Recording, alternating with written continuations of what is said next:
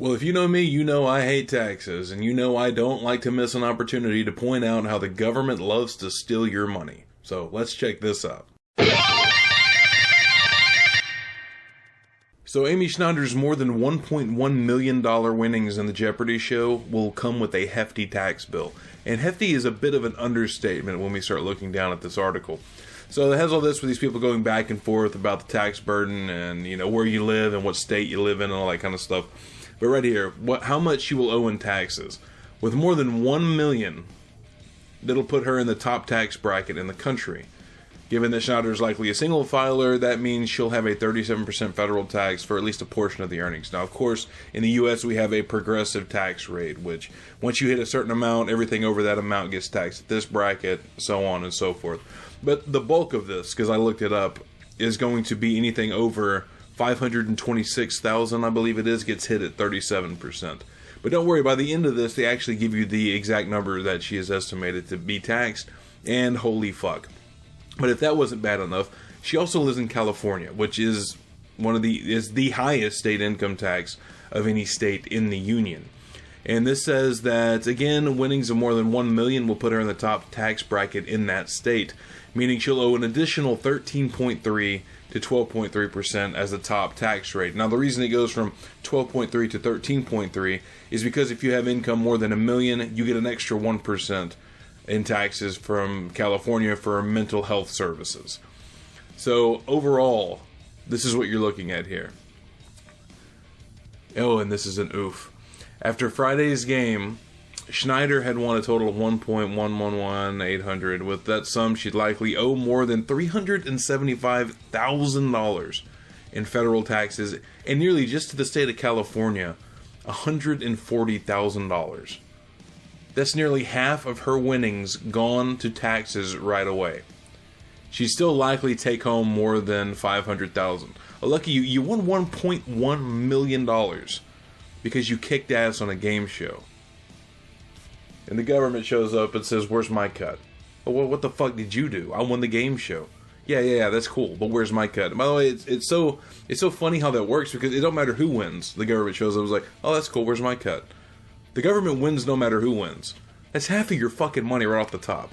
As you can see, Gorman says it's a pretty arduous win from a tax perspective. No shit, that's an oof. By the way, for the people that say like all these services are fucking necessary, we'll get into that. In Canada, if you win on one of their game shows, they don't tax you. You don't get taxed if you win that money in Canada. Now, if you're a Canadian and you play in the U.S. still gets their cut. Oh, Uncle Sam's going to get his. You learn that from an early age in this country.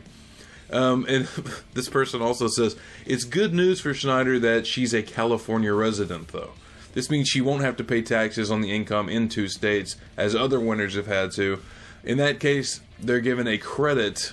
They're given a credit back for the income taxes paid in California, which adds a layer of complication to filing that she'll be able to avoid. Well, no, she's not lucky that she lives in California. That's the state with the highest state income tax in the country. Yeah, lucky you that you got to pay Gavin Newsom's salary this year. No, it doesn't work like that, you see, because states like, I have the list here, of states that don't even have a state income tax, including my state of Texas, Alaska, Florida, Nevada, South Dakota, Tennessee, Washington, Wyoming. New Hampshire doesn't have a tax on earned wages. So no, you'd have been much better off living in any of those states, so you wouldn't have had an additional 13.3% of your money stolen. So, no, you're not better off because you live in California. You got righteously fucked because you live in California. This is why people are fleeing that state. I can't believe anybody lives there with all the shit that actually goes on.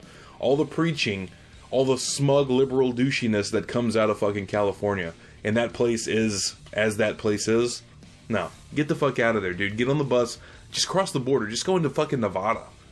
Fuck, go into Arizona. But just remember why you left. I'm just saying those states because they're right next door. But you can go over to Nevada and save yourself an insane amount of money just in taxes. The cost of living is going to be lower in Nevada. Just everything all around is going to be fucking better there. But like I said, we'll be getting into it later. People are going to bitch about, dude, with the roads and the schools, the mental health services, Drew, you got to think about all that. Well, I'm about to go into a rant about what I think about all that. You guys know you love a good autopsy rants on taxes. You're here for autopsy rants. Theft is wrong. I don't care how clean the mob keeps the streets from petty criminals. Having a gun put to your head and force initiated on you is coercion, and it is wrong. Being threatened with decades in a fucking cage is immoral if you don't give in to the extortion. That is wrong. Just because something is commonly accepted doesn't mean it is not hideously immoral. Honestly, I think the tax question really at its heart answers most people's question as to whether or not they would have been vocally opposed to slavery prior to abolition. Let's say it's the 1790s, and some 70 years before the actual abolition of slavery in this country. If you polled Americans today, probably 99% of them would say that had they been alive in the 1790s, they would have vocally resisted slavery. They just would not have had it. Well, no, you almost certainly wouldn't have vocally opposed slavery.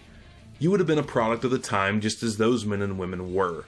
Now, certainly there were people who did oppose slavery in the 1790s, but it wasn't the majority. It wasn't enough to sway popular opinion. That wasn't anywhere near as universal as it is today in 2022 because society changed. It was commonplace whether you loved slavery or you just never gave it much thought because it didn't directly affect you. The institution could be justified the same way taxation is justified today. Well, look, we need the slaves because how else are we going to harvest all these crops? What about all this cotton? It'd be impossible to build all these things we're building without slave labor. What, are we going to pay people? We can't afford that. Slavery has always existed throughout time, so it's not like we can just get rid of it. If one thing's certain, it's death and slavery. Slavery, taxation, it's the same thing.